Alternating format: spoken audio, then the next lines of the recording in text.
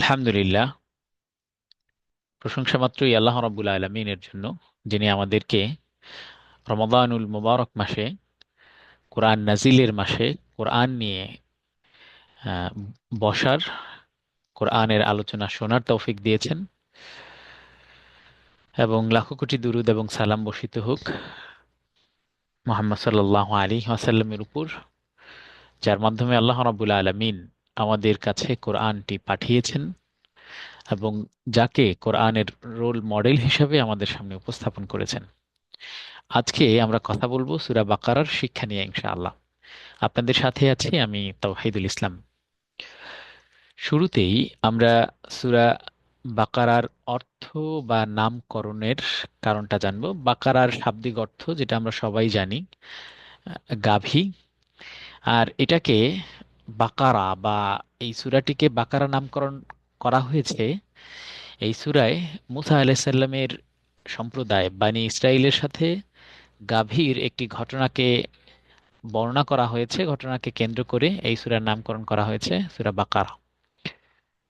তো এটি সূরা বাকারার ৬৭ থেকে ৭৩ নম্বর আয়াত পর্যন্ত উল্লেখ করা হয়েছে ঘটনাটি। আমরা ঘটনার ব্যাপারে যতটুকু জানি, অনেকগুলো রেওয়ায়াত এসেছে। বনী ইসরাইলের একজনকে হত্যা করা হয়েছিল, কিন্তু তারা হত্যাকারী কে এটা জানতো না। মুসা আলাইহিস সালামের কাছে এসে বনী ইসরাইলরা আবেদন জানালো যে আল্লাহ রাব্বুল আলামিন তাদের জন্য যেন হত্যাকারীকে বের করে দেয়, এমন একটা কোনো কাজ তাদেরকে দেওয়ার জন্য। আল্লাহ রাব্বুল আলামিন স্বাভাবিকভাবেই তাদেরকে শুরুতে বলেছিল যে তোমরা একটা বাকারা গরু জবাই করো। একেবারে সাধারণ একটা আদেশ দিয়েছিল, কিন্তু পরবর্তীতে তারা এটাকে আসলে খুবই, মানে হত্যাকারী বের করবে আর গরু জবাই করতে বলছে, বিষয়টা তারা একটু ঠাট্টার সাথেই নিয়েছিল, একটু মানে হালকাভাবে নিয়েছিল। তারপর তারা এক এক করে প্রশ্ন করা শুরু করলো যে গরুর বয়স কেমন হবে, রং কি, ইত্যাদি বিষয়গুলো এই আয়াতগুলিতে বর্ণিত হয়েছে। তো এটা কোরআনুল কারীমের সবচেয়ে বড় সূরা, মাদানী সূরা, মদিনায় নাজিল হয়েছে। 286টি আয়াত রয়েছে। 200টি 286টি আয়াতের ভিতরে 67 থেকে নিয়ে 73 নম্বর আয়াতের আলোচ্য বিষয় নিয়ে যেই গাভীকে কেন্দ্র করে ঘটনাটি, সেই গাভীর নামেই এই সূরাটির নামকরণ করা হয়েছে।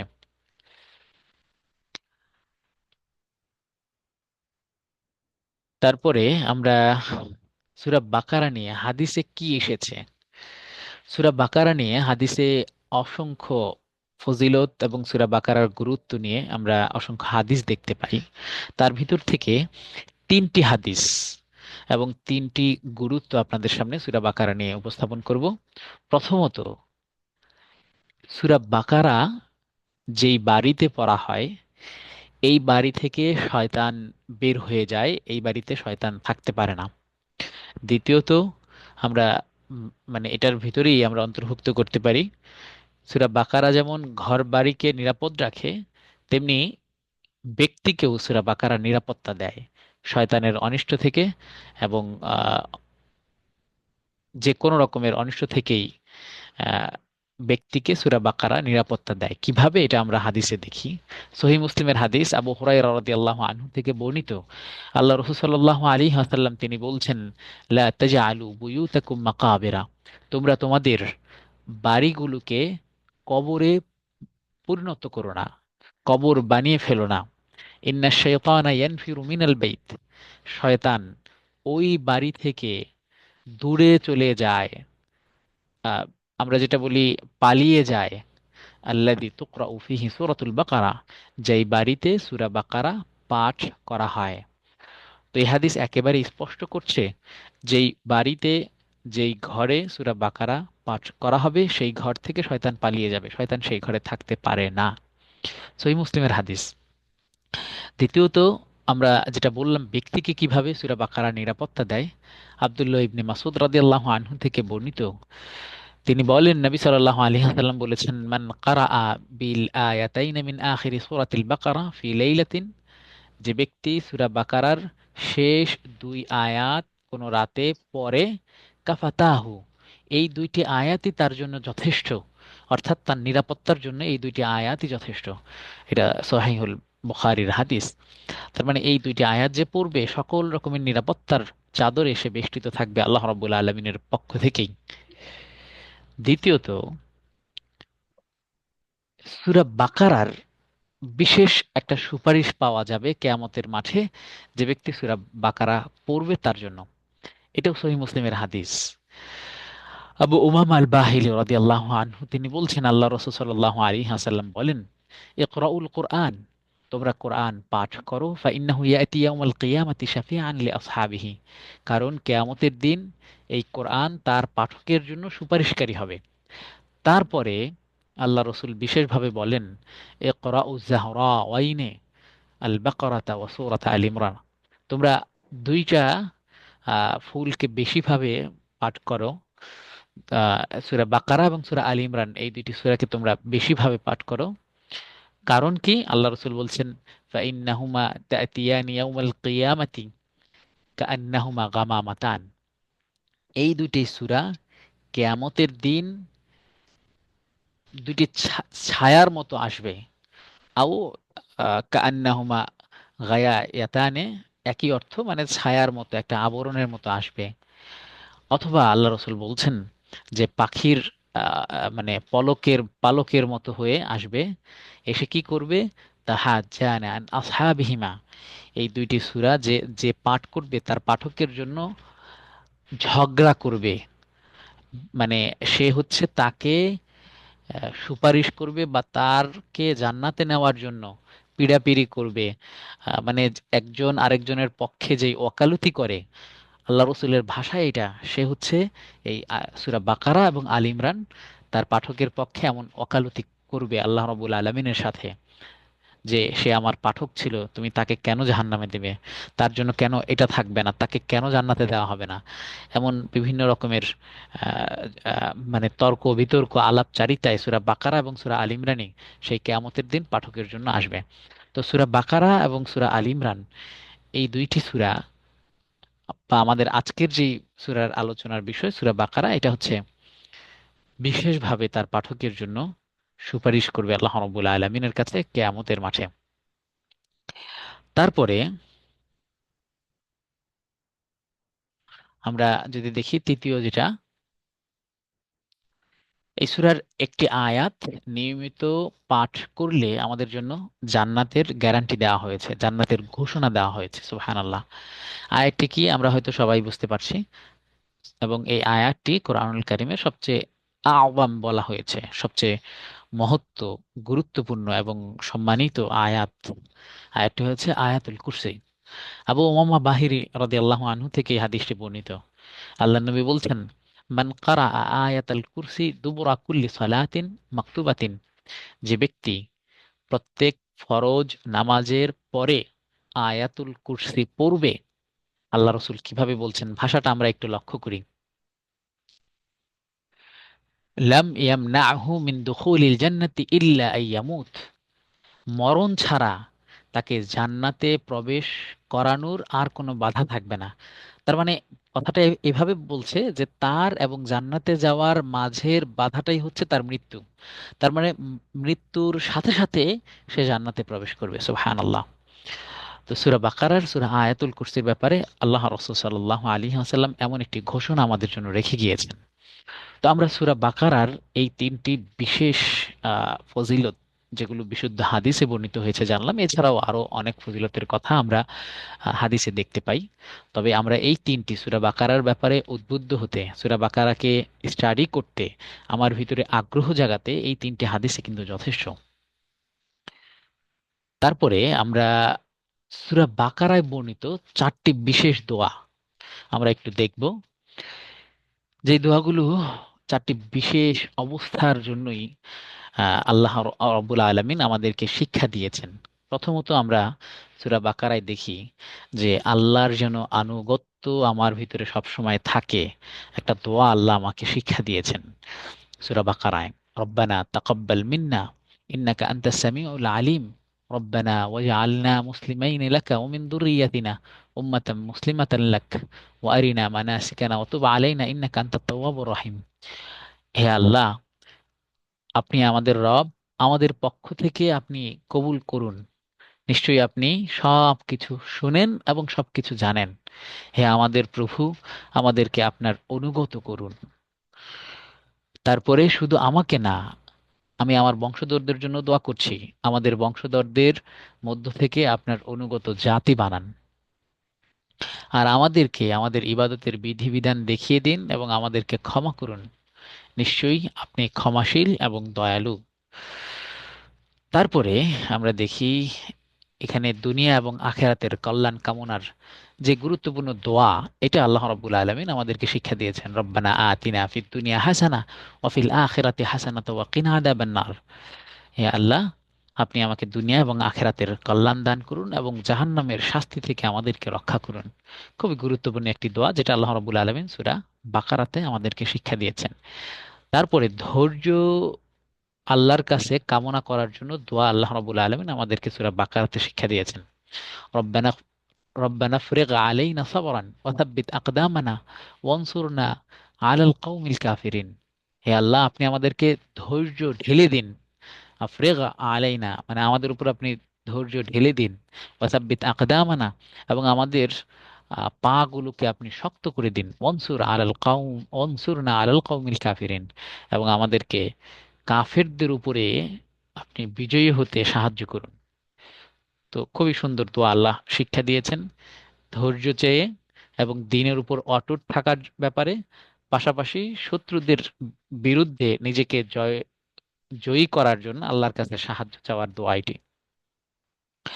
এবং আল্লাহর কাছে ক্ষমা চেয়ে এই সূরায় আমাদের জন্য দোয়া বর্ণিত হয়েছে, যে আয়াতটা আমাদের সবারই মোটামুটি মুখস্থ। সূরা বাকারার একেবারে শেষ দিকের আয়াত, রব্বানা লা তুআখিযনা ইন নাসিনা আও আখতানা। হে আল্লাহ, আমরা যদি কখনো ভুলে অথবা মানে কোন রকমের পাপ যদি করে ফেলি, আপনি আমাদেরকে এটার জন্য পাকড়াও করিয়েন না। রব্বানা ওয়ালা তাহমিল আলাইনা ইসরান কামা হামালতাহু আলাল লাযিনা মিন ক্বাবলিনা। হে আল্লাহ, আমাদের উপর এমন কোনো বোঝা চাপিয়ে দেবেন না যেমনটা আমাদের পূর্ববর্তীদের উপরে চাপিয়ে দিয়েছেন। রব্বানা ওয়ালা তুহাম্মিলনা মা লা তাকাতা লানা বিহ। এবং আপনি আমাদেরকে এমন কোনো কিছু বহন করাবেন না যেটা বহন করার সামর্থ্য আমাদের নেই। ওয়াফু আন্না, আমাদেরকে আপনি ক্ষমা করুন। ওয়াগফির লানা, আমাদেরকে আপনি মাফ করুন। ওয়ারহামনা, আমাদের উপর আপনি রহম করুন। আনতা মাওলানা, আপনি আমাদের একমাত্র প্রকৃত অভিভাবক। ফানসুরনা, আমাদেরকে আপনি সাহায্য করুন। আলাল কওমিল কাফিরিন, কাফের সম্প্রদায়ের বিরুদ্ধে জয়ী হতে। তো সূরা বাকারার এই চারটি বিশেষ দোয়া আমরা দেখতে পাই, যেটা আল্লাহ রাব্বুল আলামিন আমাদেরকে শিক্ষা দিয়েছেন। তারপরেই আমরা এক নজরে সূরা বাকারার কোন আয়াত থেকে কোন বিষয়ের আলোচনা করা হয়েছে একটু দেখব। অনেক লম্বা একটি সূরা, 286টি আয়াত রয়েছে। এত হয়তো আমাদের ধরে ধরে প্রত্যেকটির শিক্ষা আলোচনা করা কষ্ট হয়ে যাবে। আমরা এক নজরে একটু দেখার চেষ্টা করব। সূরা বাকারাটাকে আমরা মোটা দাগে 9 ভাগে ভাগ করতে পারি। প্রথম ভাগটা হচ্ছে ঈমান থাকা বা ঈমান না থাকার বিষয়ে, যেটা আহ, সূরা বাকারার 1 থেকে নিয়ে 20 নম্বর আয়াত পর্যন্ত বর্ণিত হয়েছে। দ্বিতীয় ভাগটা হচ্ছে সৃষ্টি এবং এলেম নিয়ে, এটা সূরা বাকারার 21 থেকে নিয়ে 39 নম্বর আয়াত পর্যন্ত বর্ণিত হয়েছে। তৃতীয় ভাগটি হচ্ছে বনি ইসরায়েলের জাতির প্রতি যে সমস্ত আইন কানুনগুলো দেওয়া হয়েছে এবং তাদের বিভিন্ন বিষয়াদি নিয়ে, এটা সূরা বাকারার 40 থেকে নিয়ে 103 নম্বর আয়াত পর্যন্ত। আর চতুর্থ ভাগটা হচ্ছে ইব্রাহিম আলাইহিস সালামের উপর পরীক্ষা ও তার জাতি সংক্রান্ত, 104 থেকে নিয়ে 141 নম্বর আয়াত। পঞ্চম, নামাজের দিক পরিবর্তন বা কিবলা পরিবর্তন, যেটাকে আমরা কি বলি। ষষ্ঠ ভাগটা হচ্ছে মুসলিম জাতির পরীক্ষা নিয়ে, 153 থেকে নিয়ে 177 নম্বর আয়াত পর্যন্ত আলোচনা হয়েছে। মুসলিম জাতির প্রতি যে সমস্ত আইন কানুন, মুসলিম জাতির অর্থাৎ আমরা আহকাম শরিয়া বলতে পারি, শরিয়তের আহকাম, হুকুম আহকামগুলো নিয়ে কিছু বিভিন্ন বিষয়ের হুকুম আহকাম, ঋণের ক্ষেত্রে আমরা কিভাবে কি করব, আরো বিভিন্ন বিষয় নিয়ে এখানে আলোচনা হয়েছে। 187 78 থেকে নিয়ে 253 নম্বর আয়াত। সৃষ্টি জ্ঞান, এখানেও আবার কিছু সৃষ্টির বিষয়ে, এলেমের বিষয়ে আলোচনা হয়েছে, যেটা 254 থেকে 284। ইমান থাকা বা না থাকা, এবং শেষটাও শুরু করেছে আবার ইমানের বিষয়ে। আমানার রসুল, এই বিষয়ে এই আয়াতগুলো শেষ দিকে 285 থেকে নিয়ে 286 নম্বর আয়াত। আমরা একেবারে শেষ দিকে চলে এসেছি। সূরা বাকারার মৌলিক শিক্ষা, অনেকগুলো শিক্ষা, কারণ এতগুলো আয়াতের একটা দুইটা শিক্ষা হবে না, অনেকগুলি শিক্ষা হবে। কিন্তু আমরা শুরুর দিকের একটা বিষয়ে একটু বিশেষভাবে নজর দিব। এটা হচ্ছে সূরা বাকারার শুরুর দিকে হেদায়েত পাওয়া বা না পাওয়ার দিক থেকে মানুষকে তিনটা ভাগ করা হয়েছে। প্রথম ভাগটা হচ্ছে যারা ঈমান আনবে এবং হেদায়েত তাদের উপকারে আসবে, যেটা আল্লাহ রাব্বুল আলামিন অনেকগুলো বৈশিষ্ট্য শুরুতেই বলার পরে বলছেন, উলাইকা আলা হুদাম মির রাব্বিহিম ওয়া উলাইকা হুমুল মুফলিহুন। যারা গায়েবে মানে না দেখে আল্লাহর প্রতি বিশ্বাস করবে, আখেরাতের প্রতি বিশ্বাস করবে, যেগুলো শুরুর দিকের আয়াতে বলা হয়েছে। দ্বিতীয় প্রকার হচ্ছে যারা হেদায়েতকে অস্বীকার করবে, অহংকার করবে, অন্ধকারকে বা বিভ্রান্তিকে হেদায়েতের উপরে যারা প্রাধান্য দিবে, এরা কোনো কল্যাণের মধ্যে থাকবে না এবং তাদের কোনো আসলে ঈমান থাকবে না। এরা হচ্ছে বঞ্চিত, ক্ষতিগ্রস্ত, যাদের ব্যাপারে আল্লাহ বলছেন শুরুর দিকে, খাতাম আল্লাহ আলা কুলুবিহিম ওয়া আলা সামিআহিম ওয়া আলা আবসারিহিম গিশাওয়া। আল্লাহ তাদের অন্তরে, তাদের শ্রবণ শক্তিতে, তাদের দৃষ্টিশক্তিতে আল্লাহ হচ্ছে মোহর মেরে দিয়েছেন, আর তাদের জন্য থাকবে কঠিন শাস্তি। তো আল্লাহ রাব্বুল আলামিন আমাদেরকে রক্ষা করুন, এই দলের অন্তর্ভুক্ত না করুন। তৃতীয় আরেকটি দল, যেই দলটি, তারা হচ্ছে এই উম্মতের জন্য সবচেয়ে নিকৃষ্ট একটা পরীক্ষার বিষয়। আর এই দলটা হচ্ছে মুনাফিক, যারা প্রকাশ করবে ইসলাম কিন্তু ভিতরে থাকবে তাদের ইসলামের বিরুদ্ধের সব বিষয়, ইসলামী আকিদার বিপরীত সবকিছু। এবং এখানে সূরা বাকারার এই মুনাফিকদেরকে নিয়ে 13টা আয়াত আলোচনা করেছে। তো তাদের ধোঁকাগুলোর বিষয়ে, তাদের যে সমস্ত মানে অন্তরের ব্যাধি থাকবে, এইগুলো বিষয় নিয়ে আল্লাহ আলোচনা করেছেন। এবং আল্লাহ আসলে এভাবে বলেছেন যে আমরা দেখবো মিনান নাসি, মানুষের ভিতরে একটা দল থাকবে, মাইয়াকুলু, যে বলবে আমান্না বিল্লাহ ওয়া বিল ইয়াউমিল আখির, আমরা আল্লাহর প্রতি, শেষ আহ, দিবসের প্রতি ঈমান এনেছি। কিন্তু আল্লাহ বলছে ওয়ামা হুম বিমুমিনিন, কিন্তু আসলে প্রকৃতপক্ষে তারা ঈমানদার তারা ঈমান আনেনি। ইউখাদিউন আল্লাহ, তারা আল্লাহকে ধোঁকা দিচ্ছে। ওয়াল্লাযিনা আমানু, মুমিনদেরকে ধোঁকা দিচ্ছে। ওমা ইয়াখদাউনা ইল্লা আনফুসাহুম, তারা ভাবছে এমনটা যে তারা আল্লাহ এবং ইমানদারদেরকে ধোঁকা দিচ্ছে, কিন্তু আল্লাহ বলছেন যে আসলে তারা তাদের নিজেদেরকেই ধোঁকা দিচ্ছে, কিন্তু তারা বুঝতে পারছে না। ওমা ইয়াশউরুন, তাদের সেই শউর, তাদের সেই অনুভূতি নেই। তো এই তিন প্রকারের মধ্যে প্রথম প্রকারের অন্তর্ভুক্ত যেন আল্লাহ রাব্বুল আলামিন আমাদেরকে করেন, এই দোয়া আমরা সবসময় করব। তারপরেই আল্লাহ রাব্বুল আলামিন এরকম তিনটা প্রকার বলার পরেই, বা মানুষের বিভিন্ন ধরন আদি সবকিছু বলার পরে, আল্লাহ এবার মানুষদেরকে আহ্বান করছেন তার পরের পরে আয়াতগুলোতে, ও আবুদুল্লাহ, হে মানুষগুলো, তো মানুষগণ, তোমরা হচ্ছে আল্লাহ রাব্বুল আলামিনের, এককভাবে আল্লাহ রাব্বুল আলামিনের ইবাদত করো। তো আল্লাহর ইবাদতের দিকে পরবর্তীতে আমাদেরকে ডাকা হয়েছে। এবং এখানে আমরা ঋণের ক্ষেত্রে আমরা যেন সাক্ষী রাখি, আল্লাহ আমাদেরকে এটা শিখে দিয়েছে, যেটা আয়াতুদ দাইন নামে পরিচিত, সবচেয়ে বড় আয়াত কোরআনের। তারপরে এমন বিভিন্ন বিষয়ের শিক্ষা সূরা বাকারাতে আমাদের জন্য আল্লাহ রাব্বুল আলামিন উপস্থাপন করেছেন। তো আমরা সূরা বাকারার এই ফজিলতগুলো, সূরা বাকারার সংক্রান্ত হাদিসগুলো আলোচনা করার মাধ্যমে এই অনুভূতিটা আমাদের ভিতরে জাগাতে চাই, যেন আমরা সূরা বাকারাতে মনোযোগী হই, সূরা বাকারা পড়ার জন্য আমাদের ভিতরে আগ্রহ জাগাই। আল্লাহ রাব্বুল আলামিন আমাদেরকে সেই তৌফিক দান করুন।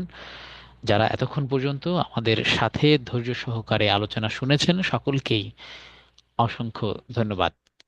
আমরা আমাদের আজকের আলোচনাটি এখানেই শেষ করছি।